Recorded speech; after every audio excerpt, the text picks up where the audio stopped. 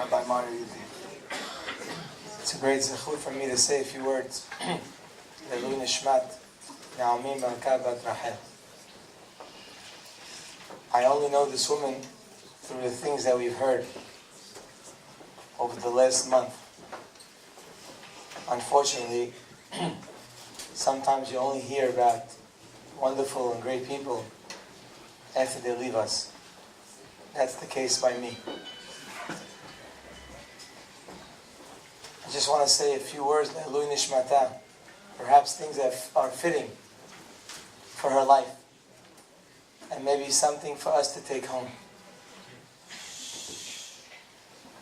The pasuk says, Shema beni musar abicha, ve'al titosh torat imecha. Listen, my son,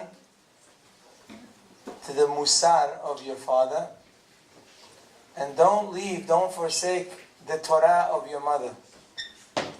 It's very interesting that we're being asked to listen to the Torah of our mother. Really, the Torah was given to men to teach their boys. We didn't know there's an obligation for a woman to teach her children. But the pasuk says, make sure you don't forget, don't leave the Torah of your mother. Which Torah is it referring to? So the truth is, when we look at David HaMelech, alav shalom, and he prays to Hashem, he says, Ana Hashem. We say it in Tehillim, in the Hallel. Ana Hashem, please God, Ani Avdecha. Please listen, I am your servant. Ani Avdecha ben Amatecha. I am your servant, the son of your maidservant. He had a great mother, David HaMelech. And he asked Hashem, please answer me in the zchut of my mother. But David HaMelech had a father, his name is Yishai. Yishai was one of the greatest Jews that ever lived. Why would he not use the zechut of his father? The answer is he wasn't trying to say zechut. He was trying to explain why he became who he became. He became David HaMelech not because of his father, although his father was great. He became David HaMelech because of his mother. Because a mother is the one who builds a child. A mother is Akeret Habayit. She's the one that builds a home. Someone told me yesterday, I gave a compliment to a person. I told him, you have a very beautiful son. He told me, I know. He says, it's mostly my wife. I told him it's not mostly your wife. It's 90% your wife. And 90% is giving a lot. Because the real educators of the Jewish nation are the women. Torat imecha, it says, derech eretz kadma la Torah. Before you could teach Torah to your children, they have to have derech eretz. They have to be humans first. They have to have proper character. They have to have proper values. Then you could teach. Who does that work? Who's bringing the simcha into the children? Who's bringing their ambition? Who's showing them what it means to live a beautiful life of giving and doing for others? That's something they see at home with the mother. As great as a father can be, he cannot teach the Torah of the mother. This is why in Bameh Madlikin and Shabbat we remind ourselves of a few mitzvot that women have that are so integral to a woman's life, so much so that it almost sounds like it's not worth living if you don't have it as a woman. And after hearing about this wonderful woman that left us, I think it sounds like she lived by these values. It says over there that there's 3 mitzvot. Of course, they have many mitzvot, women. But there are 3 that are special and unique to them as women. And one is nidah. One is halah, separating halah. And one is hadlakat haner. Every woman in our community is aware of these mitzvot. Some are better than others. I want to just explain why these mitzvot are so important. Hadlakat haner, our rabbis tell us the purpose of lighting Nerot Shabbat is to have light in the home so there can be shalom in the home.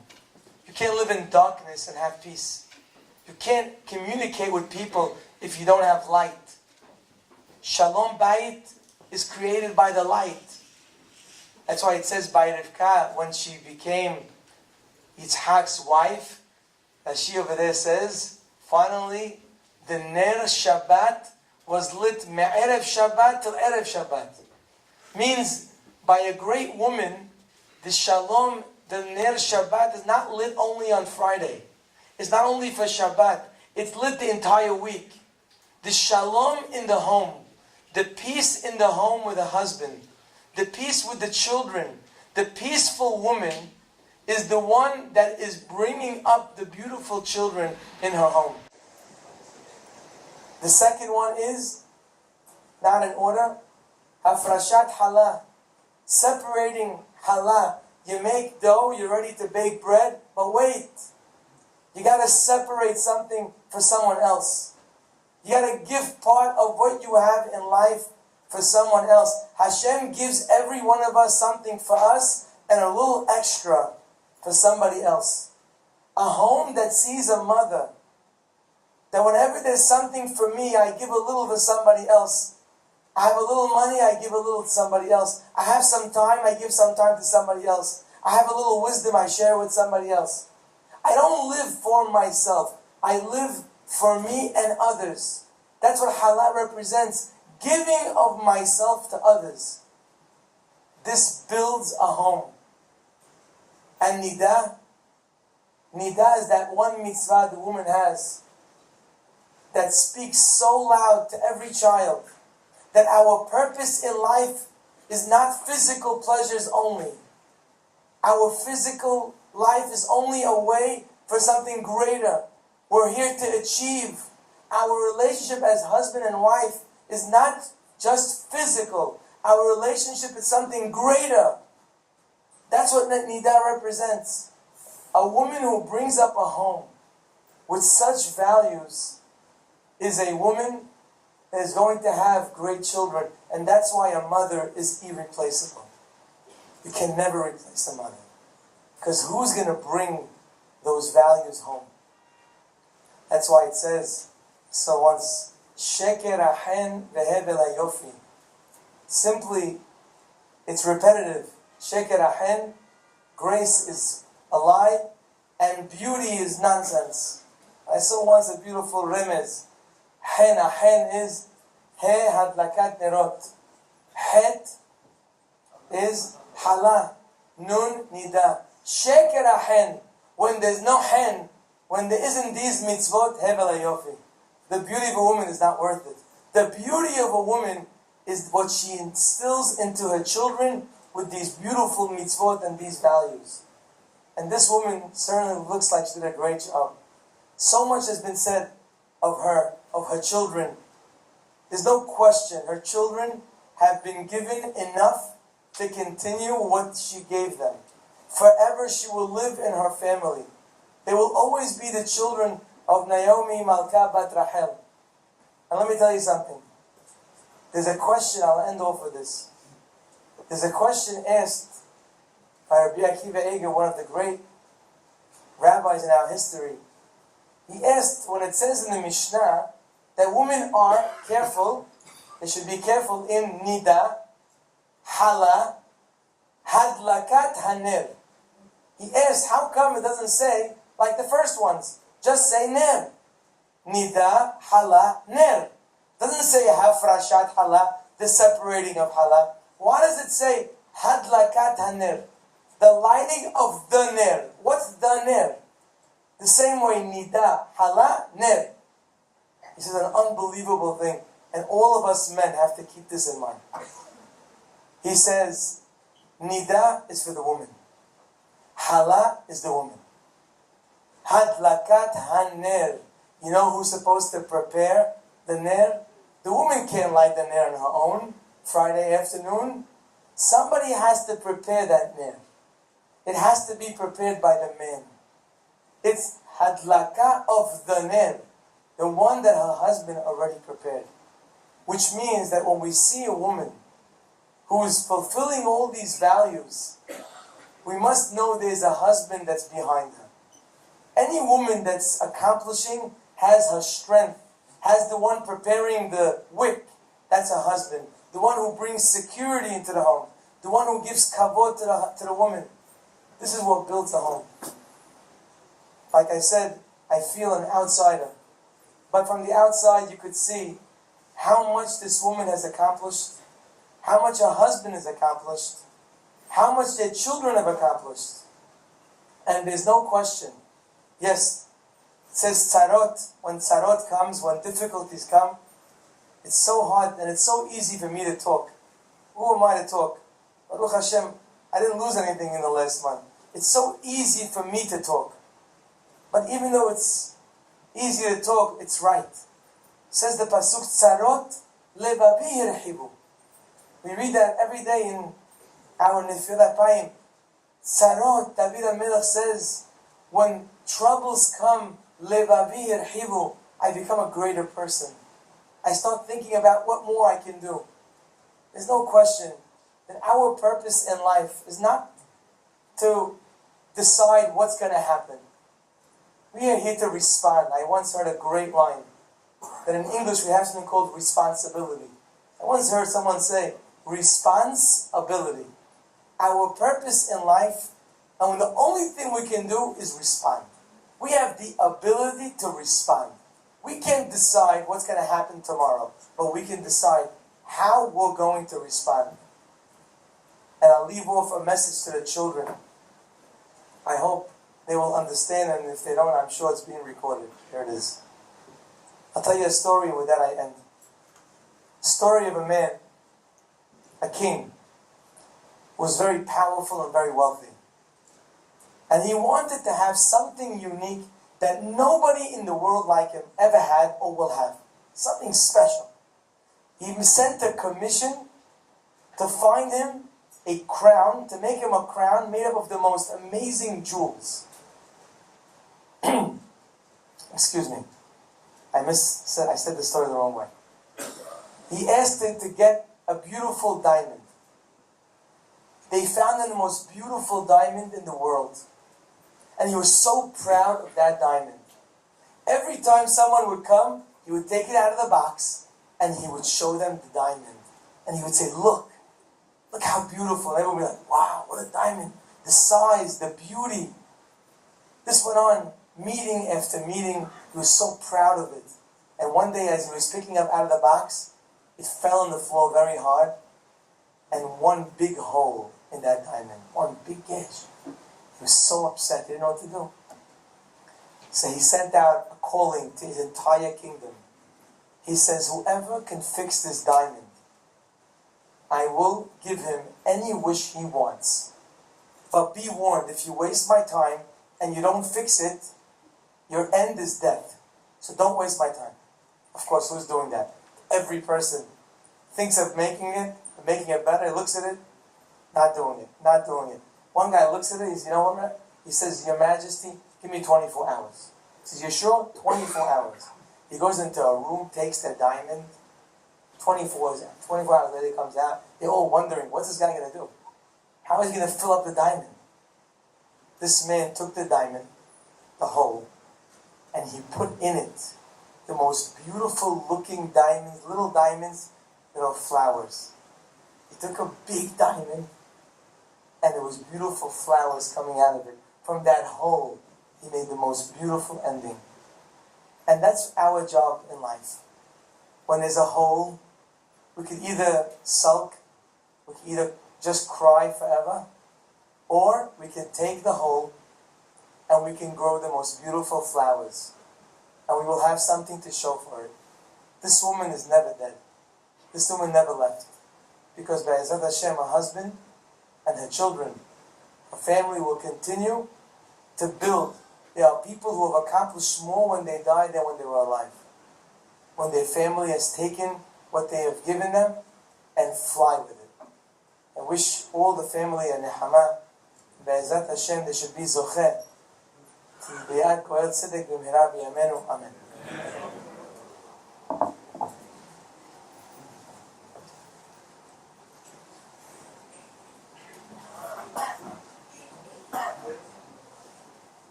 I'm going to read this speech in lieu of my mother reading her speech. 4 weeks ago today, I heard that dreaded middle of the night knock on the door. It was Rena, standing outside, crying. Open the door, Mommy, open the door. And then, I'm so sorry, Mommy, I'm so sorry. My first words were, it can't be Naomi, my strong, feisty Naomi. But it was. And here we are 4 weeks later, still saying, not our strong Naomi. Naomi was stubborn from the second she was born. She refused to cry in the delivery room, so they placed her in the NICU. Her pediatrician sent her home saying she'll cry when she wants to, and so it began. Naomi loved her Uma's apple kugel, loved noodles and cabbage, and detested zucchini. She loved to rollerblade down East 9th Street, the smoothest rider you have ever seen. She loved to bike, ride, to run, to jog, to play softball. She was the greatest hostess, welcoming everyone and feeding anyone. Working for Yeshiva Flatbush was not work for Naomi, it was her calling. I can see Naomi as the most beautiful kala for her Avi, a true Eshet Chayil, a true love story. Naomi had great kibbud av v'em. She finished her degree in nutrition even though she was married and a mother because her Abba wanted her to. My memories and my stories about our dear Naomi are endless, and I am here, still standing here, shaking my head. It is not possible. To my dear son Avi, because he is my son too, and to my beautiful, brave grandchildren. Rachel Esther, Sarah Chava, Simcha Miriam, Shoshana, Nisim, Chen Yudit, and to Naomi's brothers and sisters. Avishava Chaya, Michal, Simcha Chana, Rina Sarah. As Mechi said, we were 6, now we are 4. I agree with you, I cry with you, I long to accept this.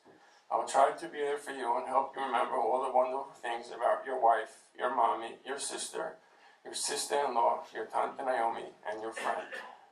Shir Hamalot, praiseworthy is everyone who fears Hashem, who walks in his ways. When you eat the labor of your hands, you are praiseworthy, and it is well with you. Your wife shall be like a fruitful vine in the inner chambers of your home. Your children shall be like olive shoots around the table. Behold, for so is blessed the man who fears Hashem. May Hashem bless you, and may you gaze upon the goodness of Yerushalayim all the days of your life, and may you see children of your children, and peace upon Israel. It is not my place to be the spokesperson for the Houllou and Asulin family. However, the outpouring of love and support from the community is truly astonishing. From the first moments that the news of this terrible tragedy spread throughout the community, there was an instantaneous response. What can we do? If we fail to thank each one personally, please accept our heartfelt thank you now. Without you, we would not have survived. This is a letter written by Zabi. Dearest Naomi, reality has yet to set in. Unwilling to accept the fact that you are no longer in the other room, on vacation, or just around the corner. I do not know how to go about life without one of my closest friends who has been by my side for 20 years. Growing up, I always wanted a sister. Surrounded by brothers, I longed to have the sisterhood bond I could confide in, learn from, and most importantly, have fun with. As our teenage years flew by, you grew into your generous, warm-hearted self, and it was then I realized how lucky I was to have you in my life. For all the years I have known you, your most commendable attribute was your ability to always remain true to yourself through your blatant words, simple outlook on life, and desire for goodness. You never feared the truth in reality and made it a point to ensure that everyone, even if hard to hear, at times was made aware of it. In addition to your honest interior, you like things simple, whether it be playing boggle in your first apartment, barbecuing to perfection, or hanging around the pool with rook in our hands. Your appreciation for the little things in life has drawn people to you. Yet the most enticing aspect of your personality was your ability to never stop seeing the goodness in others.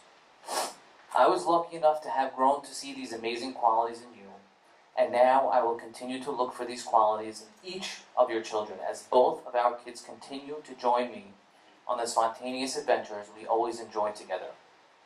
As Elton John so beautifully put, your candle burned out before your legend ever did. Your legacy will live in the hearts of all you touched, and it is with humility that we have the opportunity to look back on all the joy, the laughs, and the many good times we shared with you.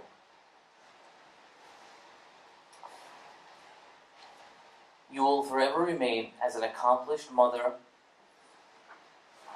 wife, daughter, sister, and most of all, my amazing friend. It is with this letter that I promise to unconditionally love, protect, and help care for your family. Love you always, Zabi. Claire Sada. One more thing before we move to the next speaker. Naomi. Is this the truth or another fable? Comprehend we are just not able. No one prepared for this. Just one more day. Just one more kiss. Your warm embrace we will forever miss.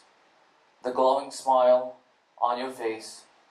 Everywhere you went, we see your trace. A friend to all, answering each and every call. We have learned so much from you.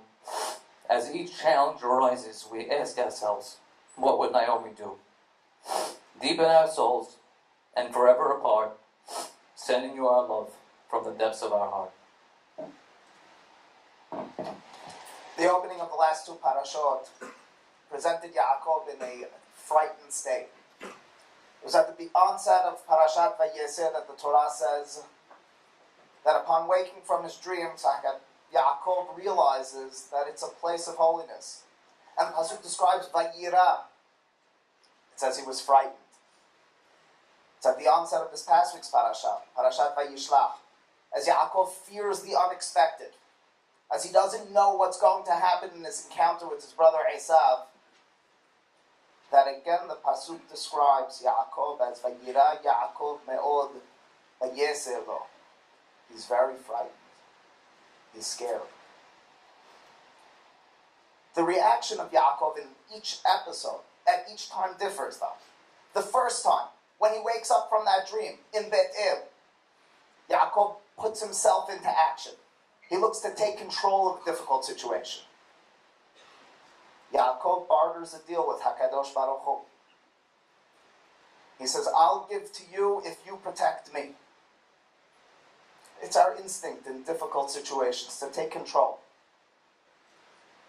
to look to figure out a way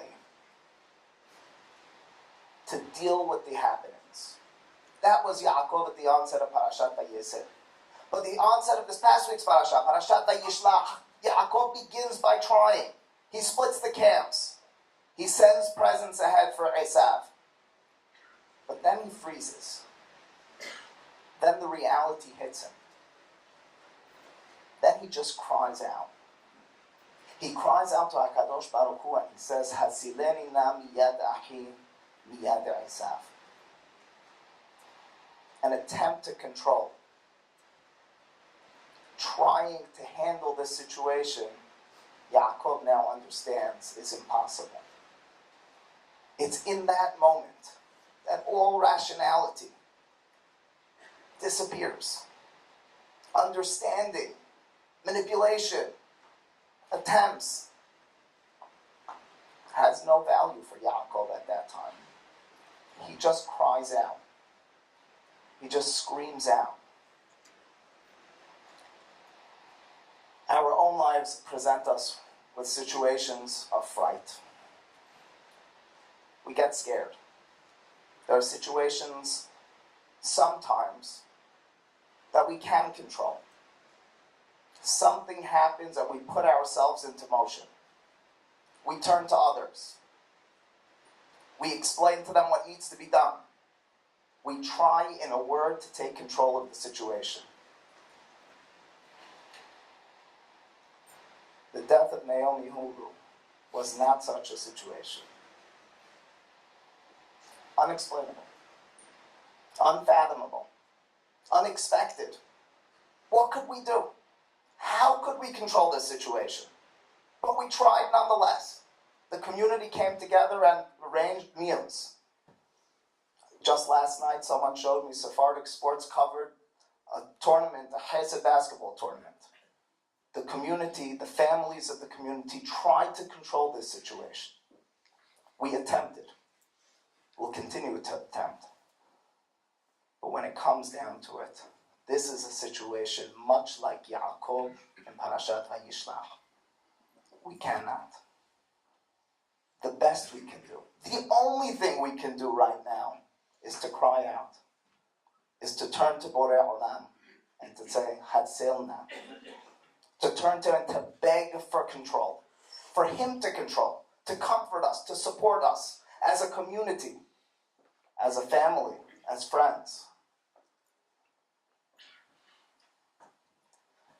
And so, as we turn to the Houllou family, our prayer for you, the entire community, the extended community, is Hatzelna, Hatzelna for Avi, Hatzelna for the children, Hatzelna for Naomi's parent, mother, for her siblings, because control we can't.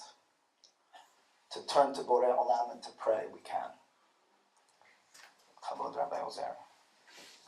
What is the idea of a eulogy?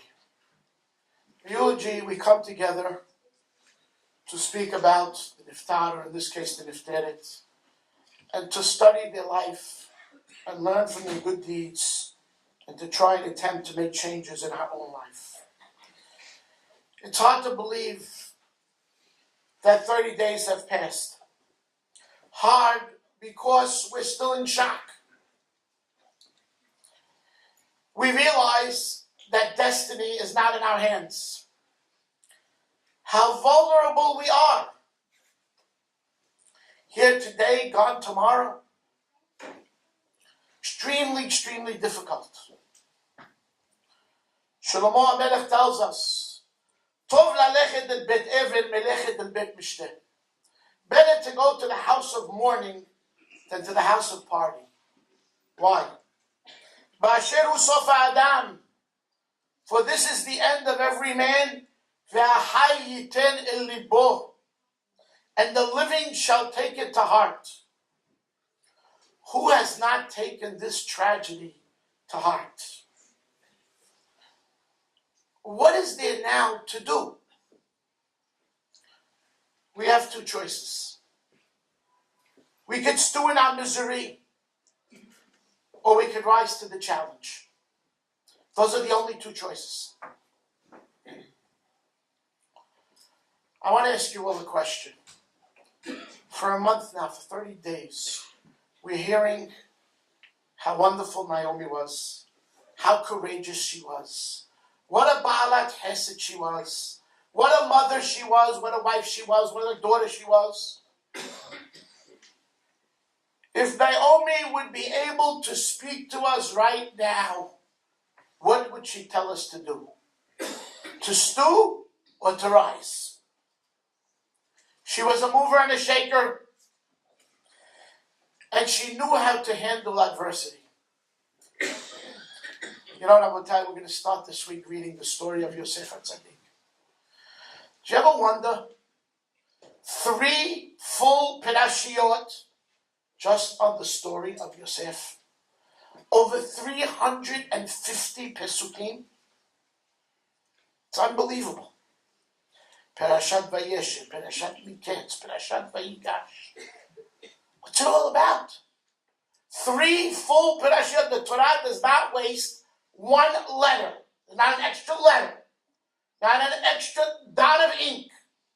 But yet, when it comes to the story of Yosef HaTzadik, there's over 350 Pesukim.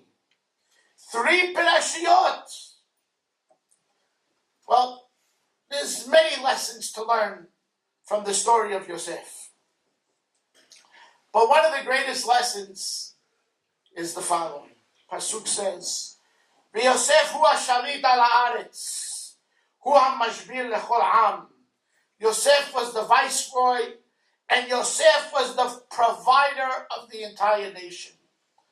By the end of the story, Yosef was the provider of the entire world. Yosef supported the entire world. Now, when Yosef was pulled out of the pit, and he was cleaned up and he was brought before Pharaoh, and he explained Pharaoh his dreams, he could have asked for anything from Pharaoh. Pharaoh would have granted it to him. He could have asked to go home. He didn't. He realized, whatever God does is for good.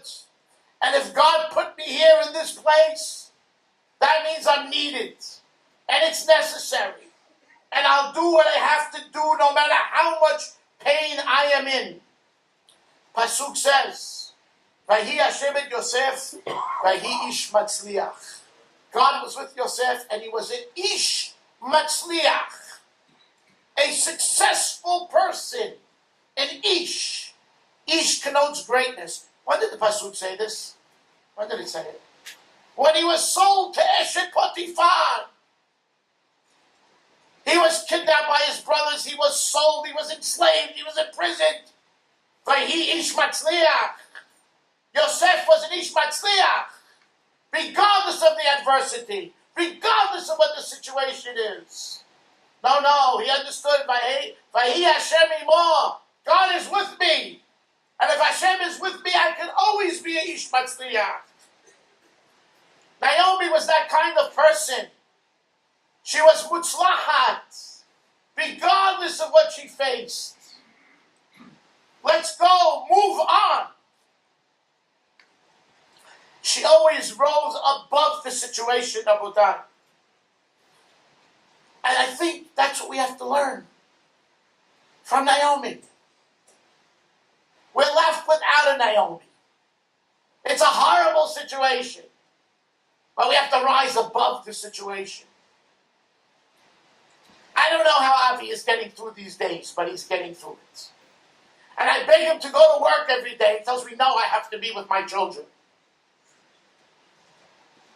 En isha meta ela leba'ala, the Gemara says. A woman only passes on from her husband. Yes, everybody feels it. But the husband feels it the most. But Avi lives with her lessons. That we have to be mutzlach. We have to be successful. And we have to rise above it. Yes. Ish v'isha shezachu shechina b'nehem. A wife and a husband who had shalom bayit, shezachu shechina b'nehem. The shechina lived amongst them. And if the shechina was there all those years that they had shalom bayit, the Shekhinah will continue to be there. Es em habanim semeha. She was a happy mother. Her greatest joy was to raise her children in the proper manner. It's not going to change. The house will continue. There'll be Shekhinah there. Vahi Hashem et Yosef. Hashem was with Yosef, and Hashem will be with Avi. Vayish matzliach, and he will succeed in leading the family and raising these children, and Be'ezrat Hashem, seeing great nahat from them for many, many years to come. Amen. Chazal tell us at the Shabbat, Echa, on the Pasuk, Bila Hashem V'lo Chama, all the Elam devoured without any compassion. Chazal tell us that Rabbi Yochanan,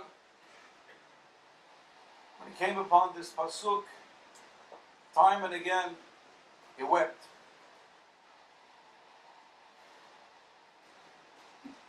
And he explained the insights of this pasuk 12 different fashions.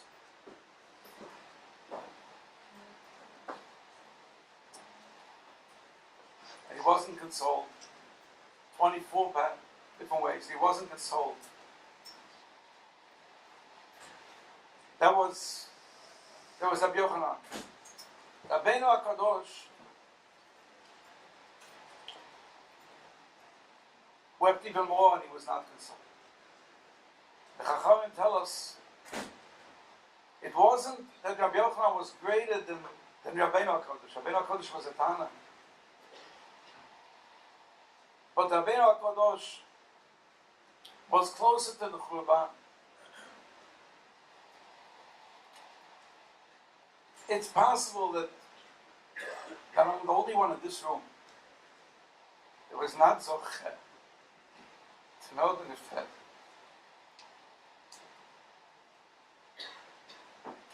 To a certain extent, that's more of a reason to weep. Those that lived further from the Churban, Chazal tell us, wept more vehemently than those that were closer to the Churban. Because they lived with those memories. They basked in the glory of what was yesterday. While those that came later couldn't latch into that Beis HaMikdash like those that were in close proximity to it. For the last month, I don't think a day has passed that I haven't relived that Friday that I came to the home to try to menachem Aval.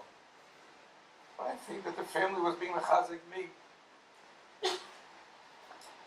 Two bachim in our yeshiva, that a whole family, not two bachim, 4 bachim, finished today Seder Nezikin for a woman that they wouldn't know if they would have met. In today's parsha, there's such a strong Vayima'enes Nachem. Yaakov Avinu, the Bechir Shel Avot, Kavod Shechina. We are not allowed to judge Avot to say, but Chazal tell us he was the prize amongst all the Avot. And he went through so many different things. Esav was not an easy thing to conquer. Lavan was difficult. And when Yosef disappears, Vayekumo Vanav, Ubenotzav L'Nachamois, I don't accept it. I was just thinking today, why couldn't he accept it? Lesser people than him, throughout the history of Klal Yisrael, have accepted the most disastrous situations. There was a vision in Yosef. The way the Maharal explains, Yosef had 2 children that became Shevatim. Ephraim and Menashe, Kiruven and Shimon, Yehuli.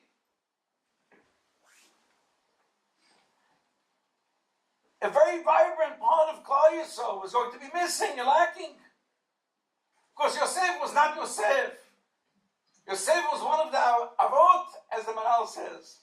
We find the Pasuk, Bnei Yaakov Yosef Selah.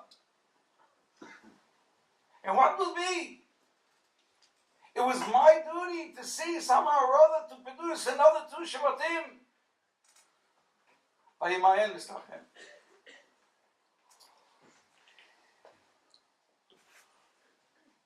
I concluded that the reason I'm standing here is for one reason only. I want to talk to the children.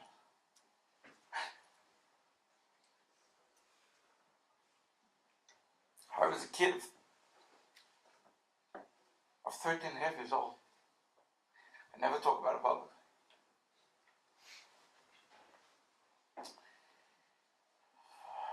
There were 6 of us, 4 girls and 2 boys. I had a sister that was 7 months old. And my mother, 34 and a half, was gone. I remember vividly the first Shabbat, Told you about that Erev Shabbos that was in the house.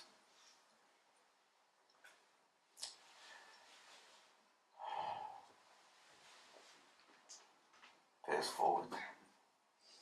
Avi. The whole family. The children especially. We not only survived, we thrived. Mommy was there for us. I wasn't at home maybe an hour and a half. I walked out so tranquil. The message was, the word Naomi comes from the Imut. I heard that every time there was some kind of, which home doesn't have things that happen? Who is the one that diffused it? Who infused it with tranquility?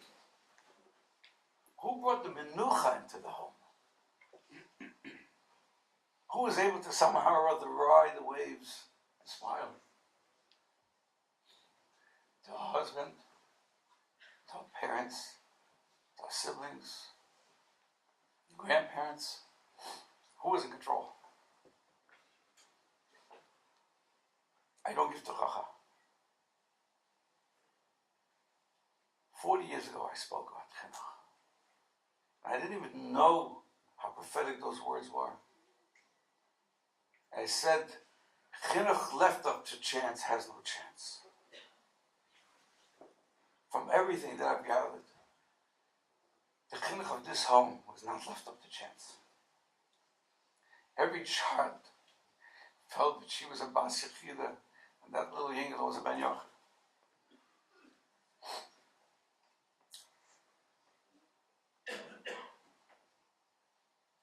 There was a certain peace, a certain serenity.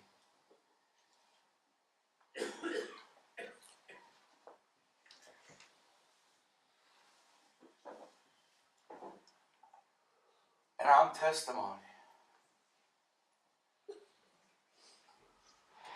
that somehow or other, that we is somim, and it's not just Dayan Almanot, I'm sure it's Dayan Alman too. And for the parents, I remember my grandparents, how they stepped up to the plate. Somehow or other, in our mishpacha we was okay, every one of us. I said it as a sly remark that I'm the black sheep in the family. But for my baby sister who was 7 months old, for myself, what beautiful shidduchim we did. What a beautiful home we built. I have a picture of my family in the dinette, so when I eat up, I see it. I said, Mommy, thank you. There's no question. My father was our backbone, but there's no question we felt it constantly. Yes, she didn't walk me down the chuppah. She didn't come to my bar mitzvah. But she was there all the time. She was there all the time.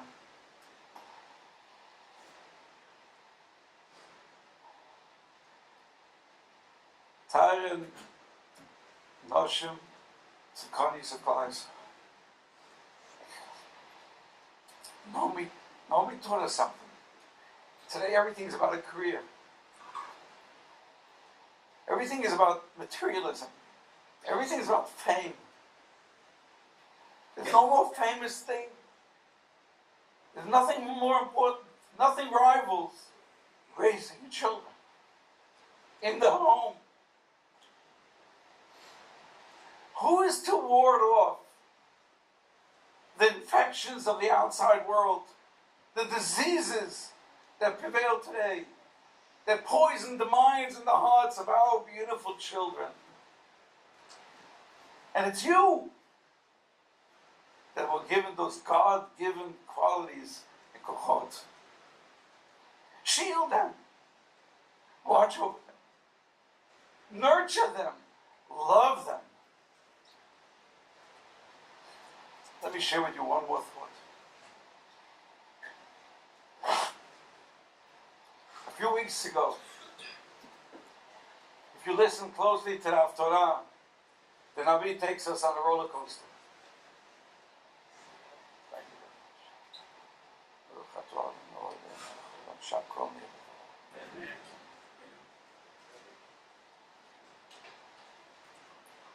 There's a woman that's barren. She and her husband have no children.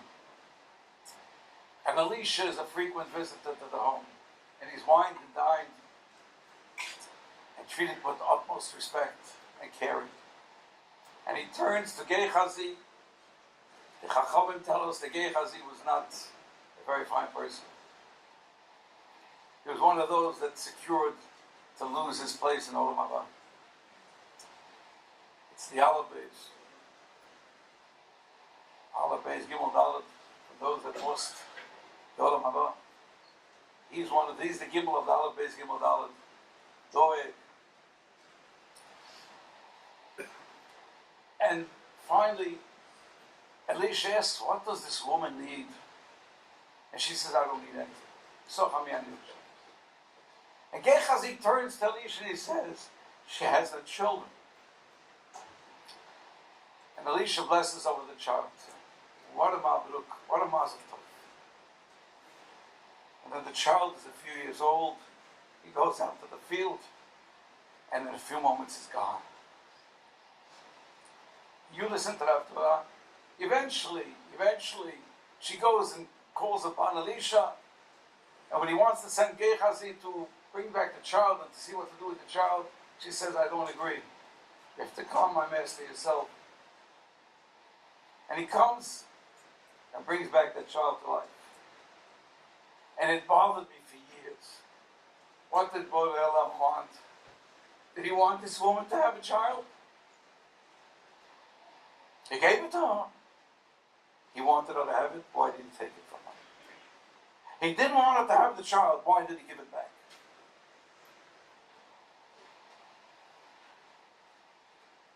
It would seem to me. The Chachamim tell us who was that child. When Elisha promised that child, he says, I will one day at choveket ben. You will be hugging a child. And the Chachamim tell us that was the Navi Chavakuk. Those that learned the Daf Yomi, we are aware that just a few days ago, the Gemara tells us in the end of Makot, there are Taryag mitzvot. And then eventually Chavakuk codified it all, and he said it's right there in one pasuk. Tzaddik ve'emunato yechyeh. What gives the tzaddik? What gives a person the koach? Not only to survive, but to thrive and conquer the unconquerable. Tzaddik ve'emunato yechyeh. And in that lies all the Taryag mitzvot. There was a problem. This child was supposed to be that Navi Chavakuk, and there was some interference there. There was some foreign intervention. Gehazi was the one that facilitated his birth. And Gehazi was an Asham. He was a Manuval. The child never knew Gehazi. He never heard a word from Gehazi. But Gehazi had some very vital part and parcel of this child. And therefore, Borei Olam said, from this kind of a child, with that type of a background, that he's completely ignorant of, can never be the pure neshama of Chavukuk, of Tzaddik be'emunato yechyeh. I must take him away. And then Gehazi must be sent packing. And Elisha himself, without the help of Gehazi, created this Chavakuk. Rabotai.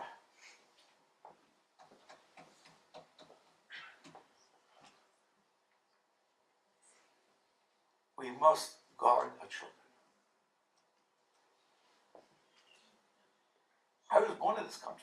My father was born in this country 112 years ago, 102 years ago. My grandparents came here 115 years ago. Today, we have it on the silver platter. The Mosdot HaChinuch that are here. I came to Flatbush 45 years ago. It was almost the midbar. Today, it's all here for us. But lurking, alam aved b'chalonenu, trying to grasp our children, trying to snatch them. Naomi was the mother in the home and out of the home. She guarded that home. She brought tranquility to the home. We can't let turmoil come into our home. They're precious neshamas. They are fragile. To them I say, Habitu. Kinderlich, it can be done. And it will be done. I was glad to get to know your father a little bit. And I met some of the grandparents. It will be done. But we have to see to preserve your purity. Avi, you were given grade 6 neshamot. Your wife was in Shutefet. She has a lot more pull-ups this. You'll do it. You'll persevere. I made a deal with you.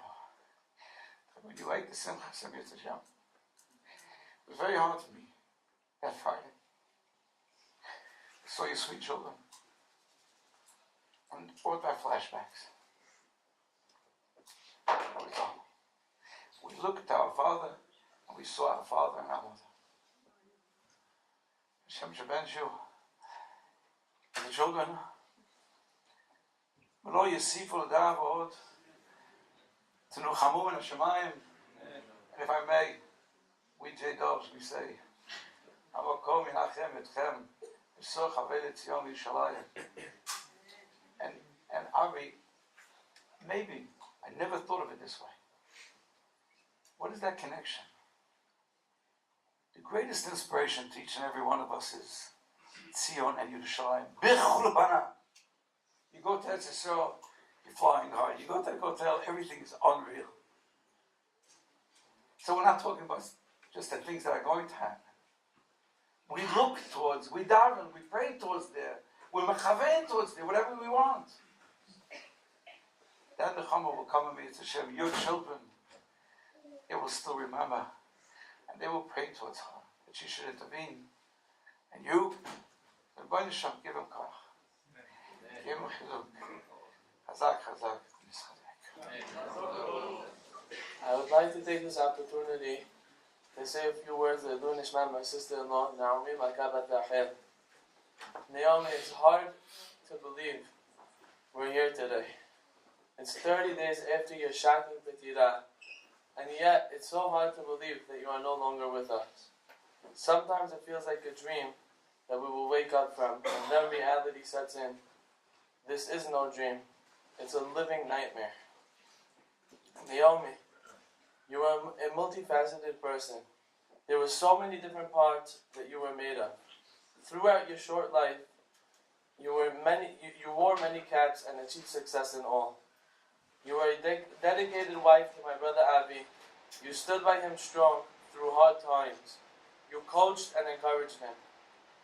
You were a loving and worried mother, dedicated to the growth of each of your children, from Rachel to baby Grace.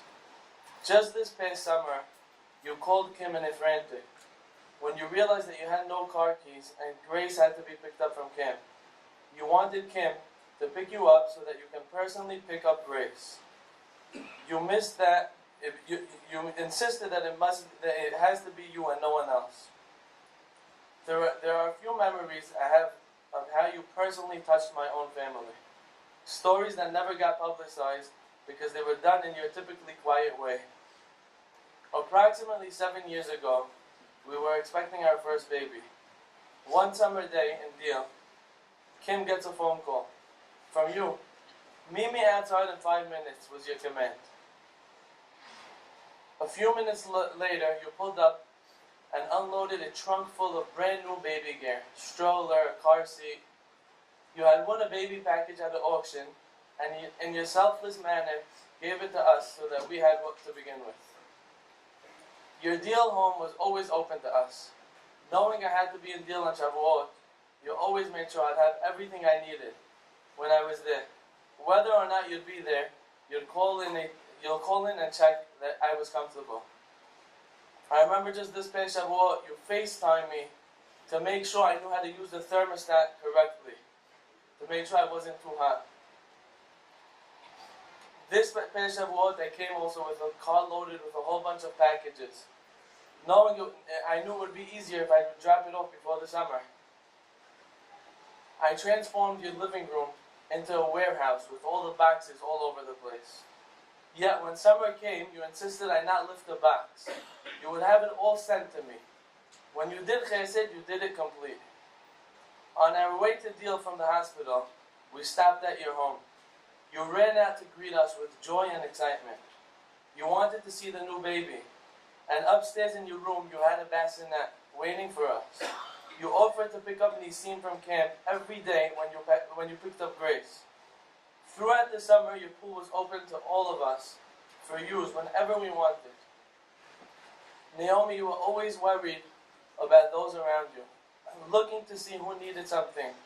There were countless people that I personally heard over the Shiv'ah coming and saying, had they started a new business from their home, and you were their first customer, hoping to give them the push to make a parnasah.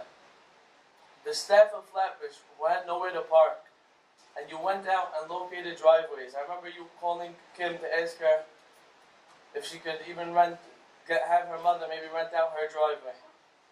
You had a giving heart, and everything you did was done with a full heart. Your generous spirit touched all who ever knew you. Your laugh, your excitement, your desire to constantly be on the doing and giving end. We as an immediate family got to know you on a more intimate level. We knew your trusting nature. You would never imagine that someone could be out to hurt another. You were straight as an arrow and said things like they were. Your vision was never clouded. Naomi, watch over the family that you left behind.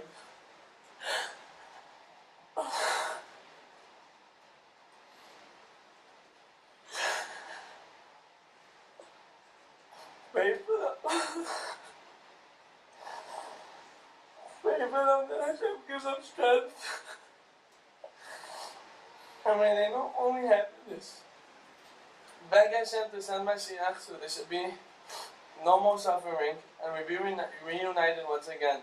You will always be remembered. I'd like to read a small poem for my sister Joyce.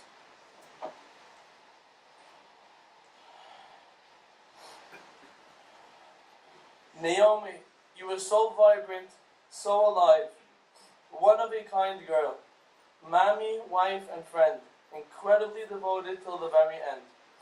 Malka, you were true royalty, adored by all, lifting spirits even higher, ever higher. Kindness and giving, an inherent part of you. How can it be you are no longer here? Once so full of life, taken in your prime. Unforgettable, loving to all you knew. Laughter and warmth shine from you.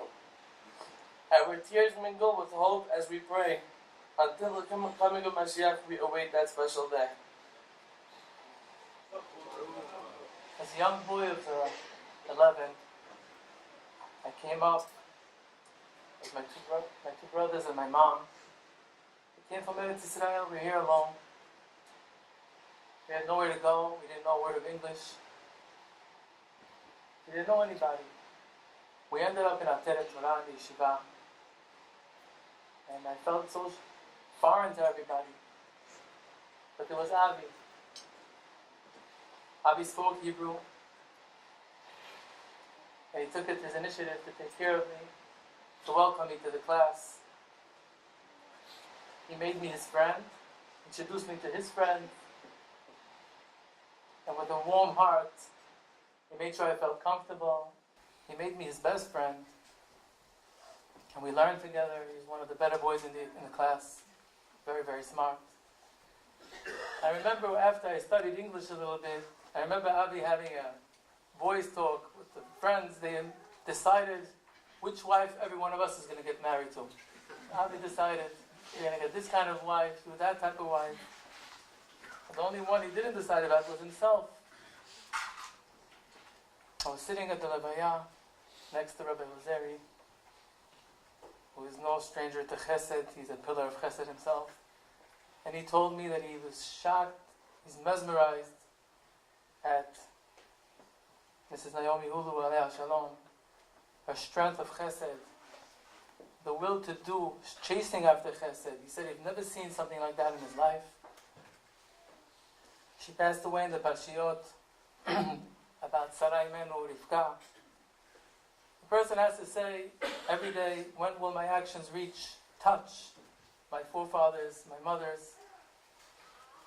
Are we really obligated to run at 800 years old on the third day of operation to slaughter 3 cows for 3 Arabs and give each one a tongue and bake dozens of pounds of baked goods?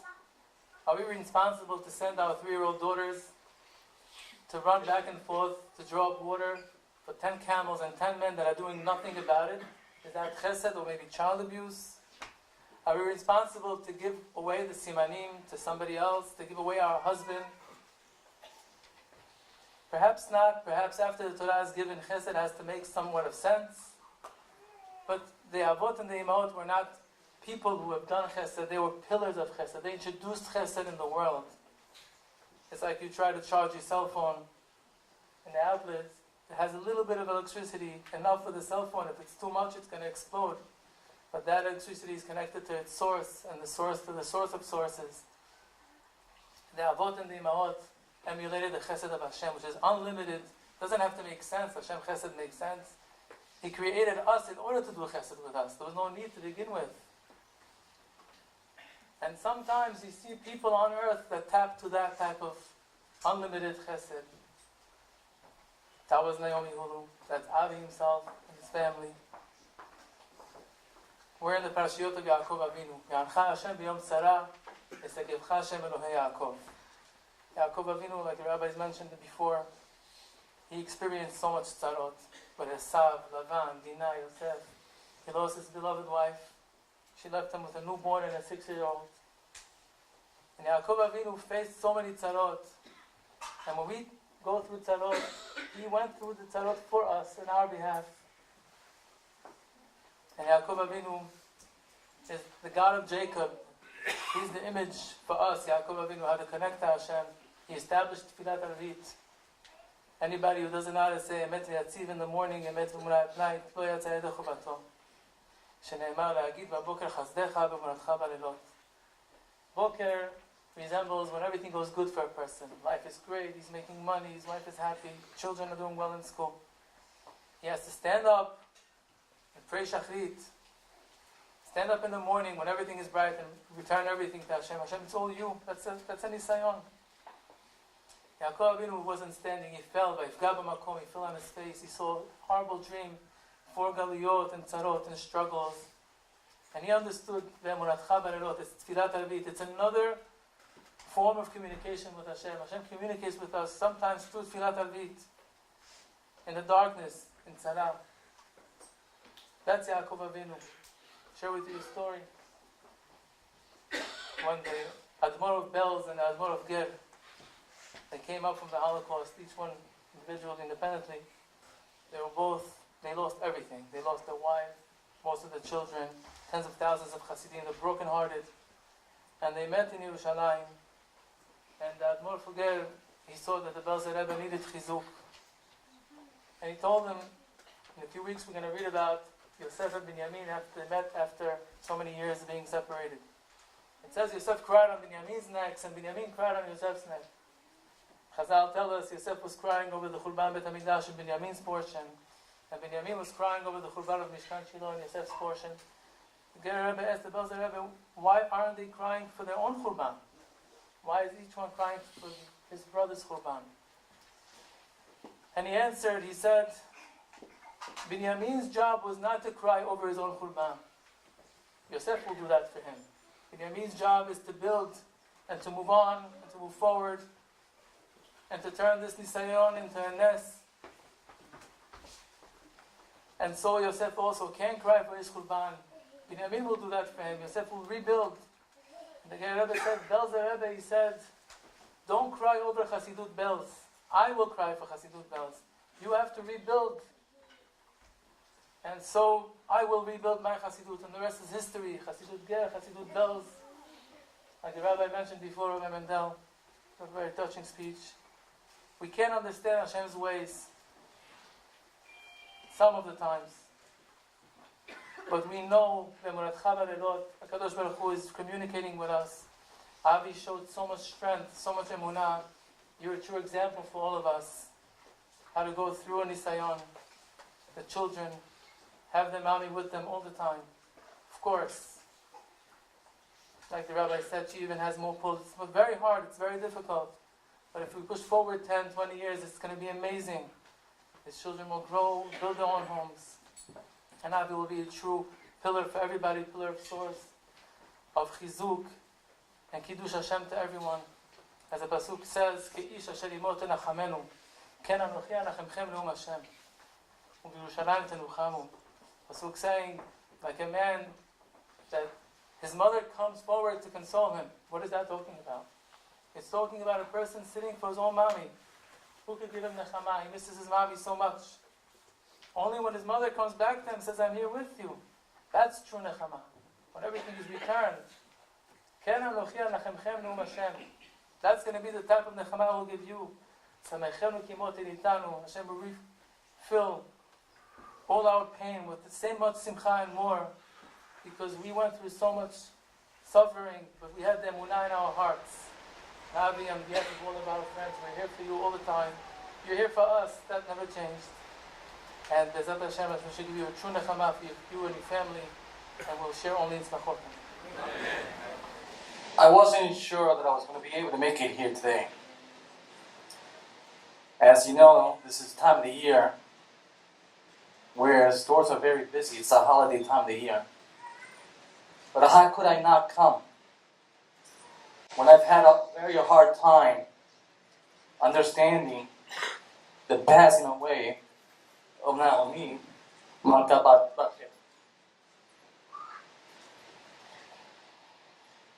Avi, Rachel, Sarah, Allegra, Rose, Nisim, Grace, Mrs. Asulin, Michael, and sisters. I can't even imagine what the past 30 days have been for you. I'm sure there hasn't been a moment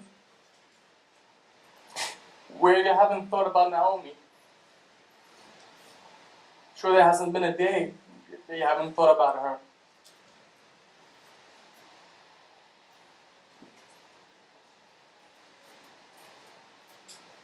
Naomi was a loving and devoted wife and mother, an incredible daughter and sister.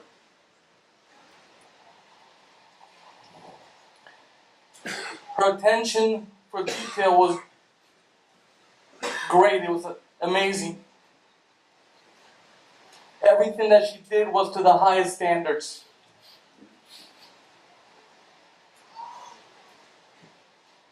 She was involved in Laleh Chesed. She was the president of the Ladies Auxiliary of Yeshiva Flatbush.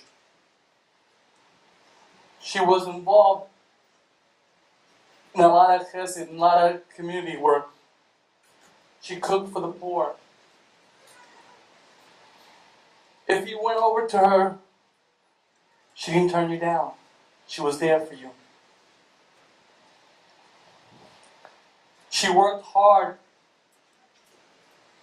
for every single one of you here on earth.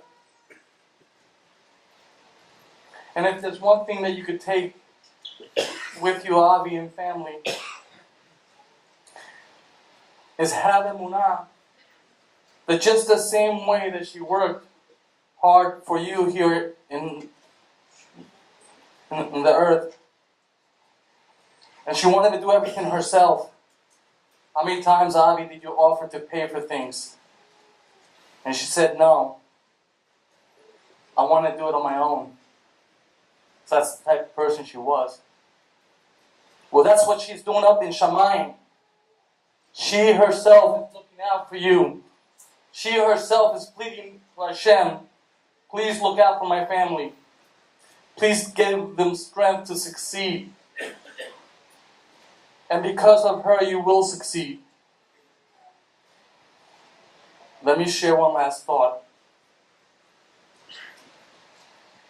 My brother, on behalf of my brother and my sister-in-law, they live in Silver Spring, Maryland, which is a suburb of D.C., Washington, D.C. Avi, you went to the Kollel over there, and you often visited my brother and my parents. My brother and my sister-in-law didn't know Naomi well.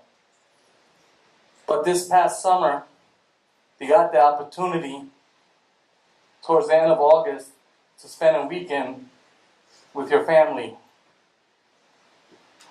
And they never met a greater hostess than your wife. The warmth that they felt, they kept on raving about. There was a strong bond that was developed in that short weekend they spent together, that they kept in contact. When I broke the news to my brother, my sister-in-law,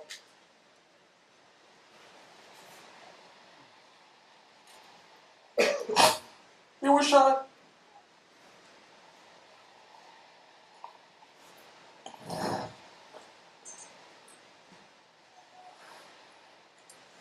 Avi, you're a member of the Nopla family, and so am I. Just know one thing, that we are here for you. Our shul is here for you. All of us here are here for you.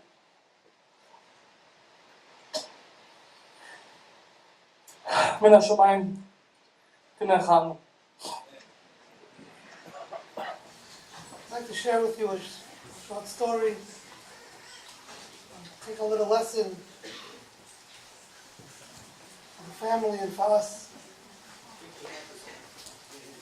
In the early 1900s, there was a man, Rav Baruch, in the town of Minsk, a very wealthy man who supported a lot of institutions, yeshivot, and suddenly overnight he lost all his wealth. And he was troubled why such a thing would happen to him. And he went to the famed Rav Chaim Soloveitchik, the Brisker, Rav Bris, and he asked him, why did this happen to me?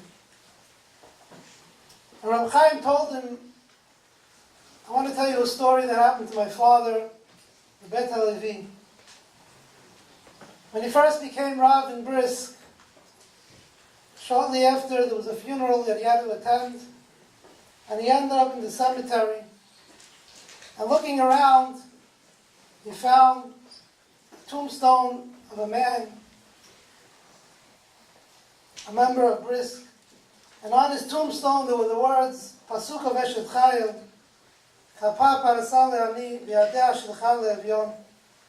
She spreads out her palm to the poor and extends her hand to the destitute. The Bet HaLevi was wondering, strange. Pasuk from Eshet Chayil on the tombstone of a man doesn't seem appropriate. The praises of a woman. Why is it on the man's tombstone? So he did some investigations and he found out from the elders that this man was a wealthy man, and at one point he lost all his money. One day 2 poor people came knocking on his door for tzedakah, and he felt very hard and felt very bad to turn them away. So he looked around in his house and he went back, he looked on the boxes and he found a small silver spoon. Has value. He took it out and he gave it to them. He cut it in half and he gave one part to one poor man and the other part to the other poor man. And because of that, they wrote on his tombstone with the plain words, Kapa Parasal Le'ani, Kaf, like a spoon. Parsa, he broke it to the poor man. V'yadeha, and its handle, shalacha le'evyon, he gave to the destitute. That was the pasuk. So the man standing in front of Reb Chaim says, I understand what you're telling me. The story, Reb Chaim continues. And he said, after this took place, the Beit Din and Brisk sat down to analyze that why did this man, such a giving person, lose all his wealth? And the Beit Din decided that the reason why he lost his wealth was because he gave more than a fifth to tzedakah.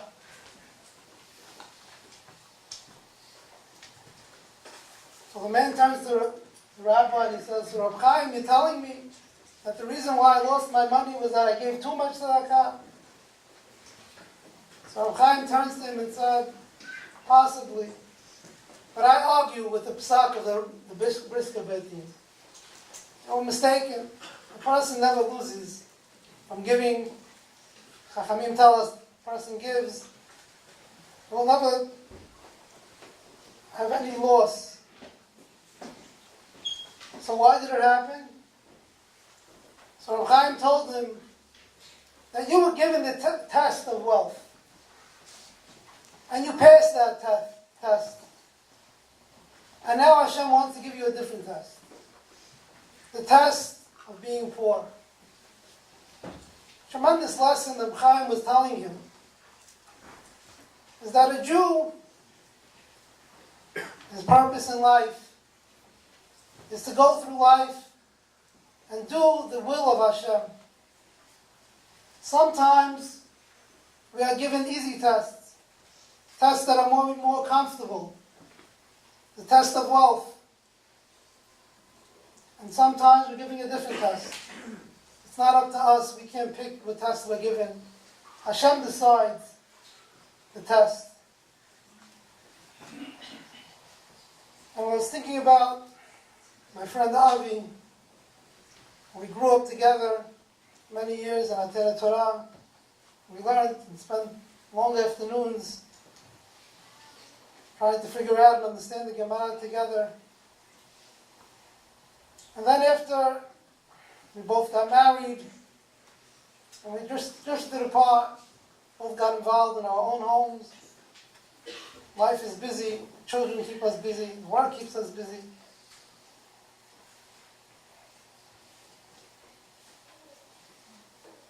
And more recently I found out that he lost his wife. He came to the funeral, to the Shiva house. And I was amazed to see a family that he built, a home that he built on the foundation of chesed, on the foundations of giving, listening to all the speeches, to the people in the Shiva house, talking, describing what was going on, like we heard tonight. There's a family full of kula chesed. And Baruch Hashem, I think we could say that he was given a test, and he passed that test. But Hashem has planned that he wants us to continue going. And he gives us different types of tests. Sometimes they're not so easy. And he demands other things from us. Not just to give chesed, but to grow with the family, to care for each other inside the home. It's not easy growing up without a mother. Avi has a job now to be there for his children, to be a father and a mother together, to bring them in the right derech HaTorah, to mechanech them in the right proper way, to give them the love of a mother. It's a different test. But we have to accept upon ourselves the ways of Hashem. We don't look back. We don't ask why things happen. We passed the test. The test was over. We did good on that test. Hashem wants another test. Different way. Different things. And with that, we always have to have in mind one thought. In any situation, what does Hashem want from me now? How should I handle this situation? What is the best way that I can bring honor to his name? It's selfless, whether it's giving to others, or whether it's caring for their own family, building up the family in the way of Torah, taking on the role of a mother, caring for each other as sister and brother. It's a challenge. But the challenge is our goal of a Jew. By accomplishing, by passing the test, is another jewel, another diamond in the crown of Borei Olam. Hashem's crown has different diamonds, different jewels, sapphire, ruby, diamonds. Every test is different. Sometimes he asks us to create a diamond. Sometimes he asks us to create a ruby. Different tests create different beauties in the eyes of Hashem, in the crown of Hashem.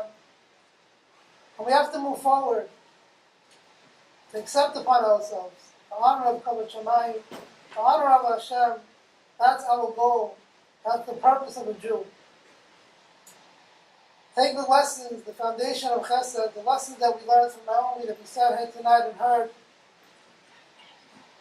and to take it further, understand, to live a life, being selfless, caring for others, being a life focused on what Hashem wants. That's the way we could bring Houllou the Neshama, to make her soul go up higher when she sees and Hashem sees. Look at our children, look at our family. They continued in our ways. They went further. They brought out honor to my name. One test after the next. They challenged. They took the challenge. They grew.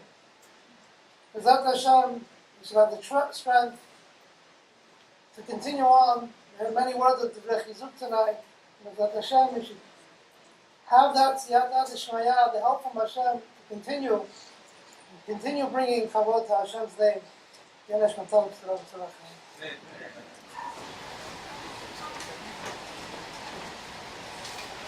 Our father Rasul, had an affinity for names. So in his memory, I would like to honor my sister Naomi Malka.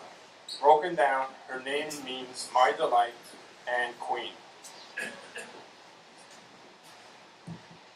Throughout her life, I've come to learn that Naomi was the queen.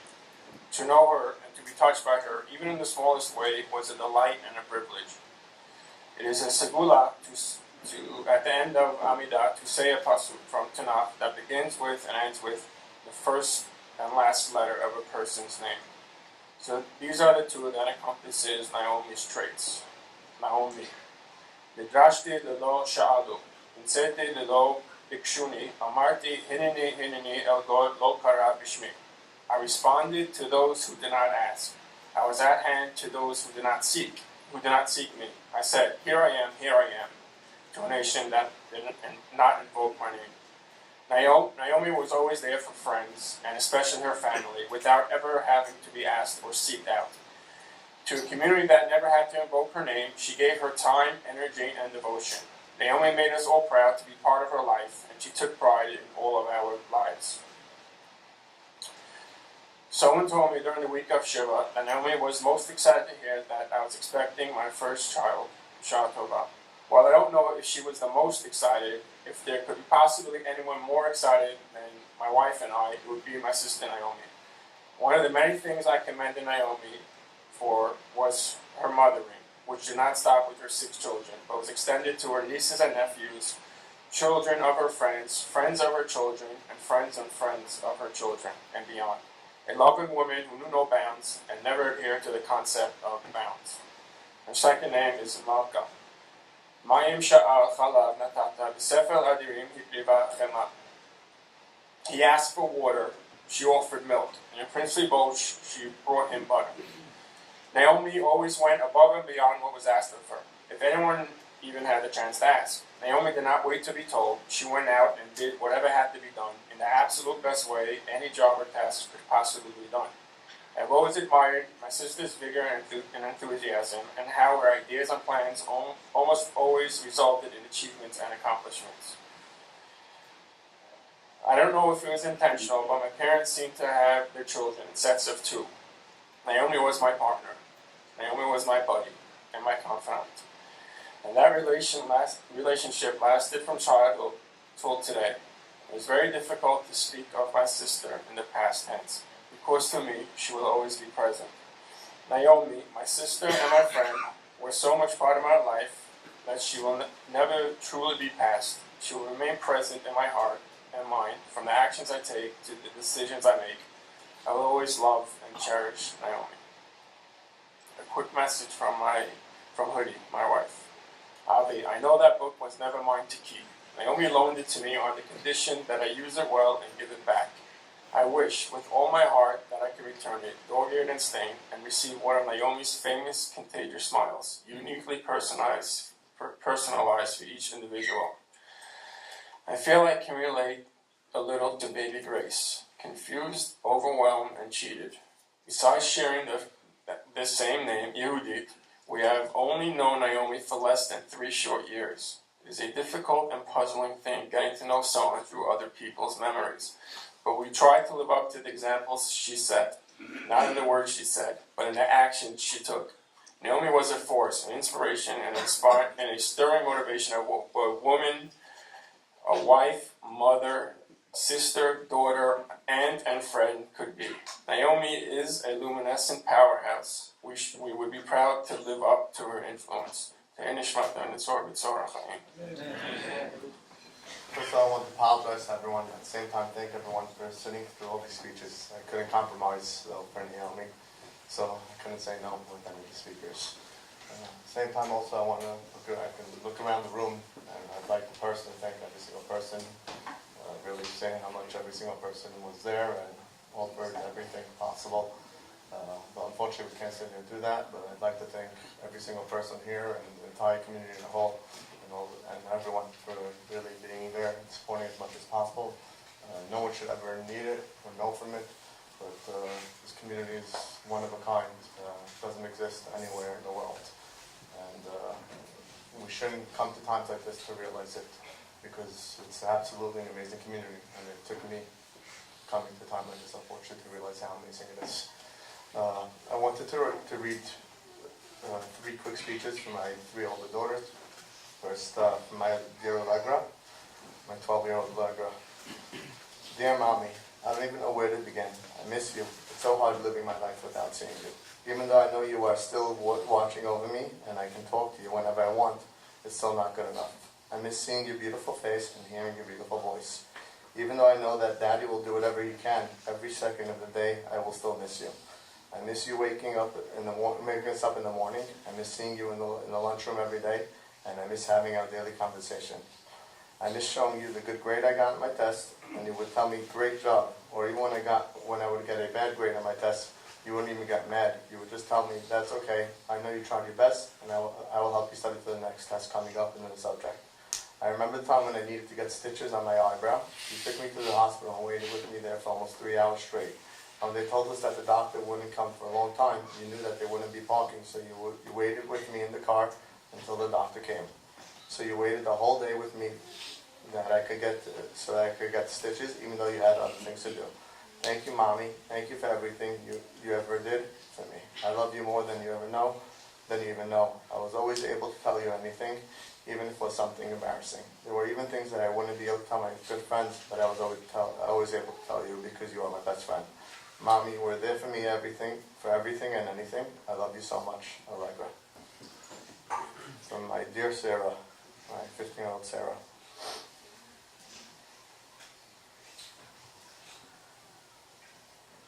Mommy, I can't believe it's only been 30 days since we've lost you.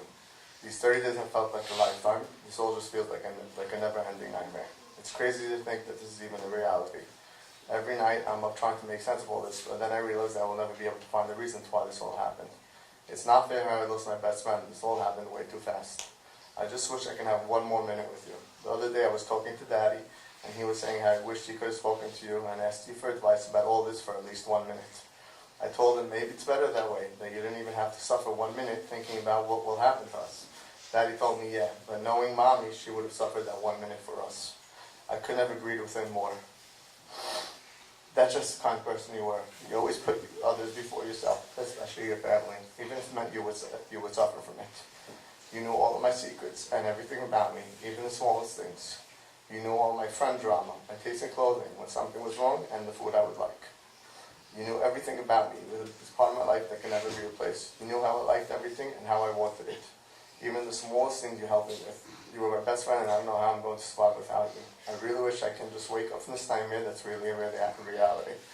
It still all doesn't feel real to me. I can't stand all of this. It's just not fair how I can lose my best friend that quickly. I didn't get a chance to say goodbye. I love you, Mommy, and I always will. Thank you so much for everything. You're really the best, and I love you, and I miss you. My dear 16-year-old Rachel.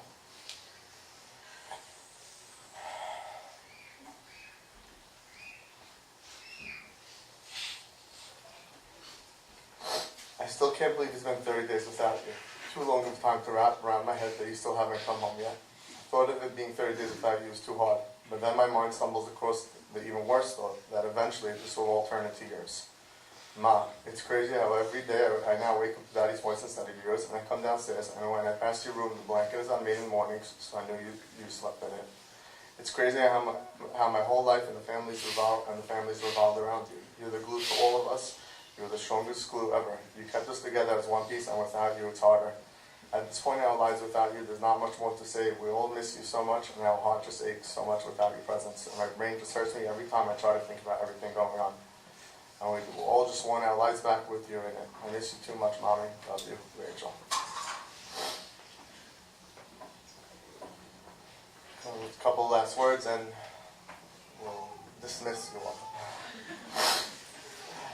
I can't believe that we're all here for this little shame for my dear Naomi. I don't think the reality set in for me. And for those of you who knew Naomi, you knew how strong she was, physically, but more importantly, mentally, and how strong-willed she was. So you somewhat understand why I can't even grasp Naomi's death. I literally feel all day and every day, and even right now, that I'm in a daze and some kind of a dream. Because if I weren't, I wouldn't be able to get up and continue, let alone be standing here now and speaking. Naomi was the strongest woman I knew. Even when the doctor said that she flatlined, I told everyone in the hospital, don't worry, it's Naomi, she will be fine. Yet nonetheless, it is unfortunately reality.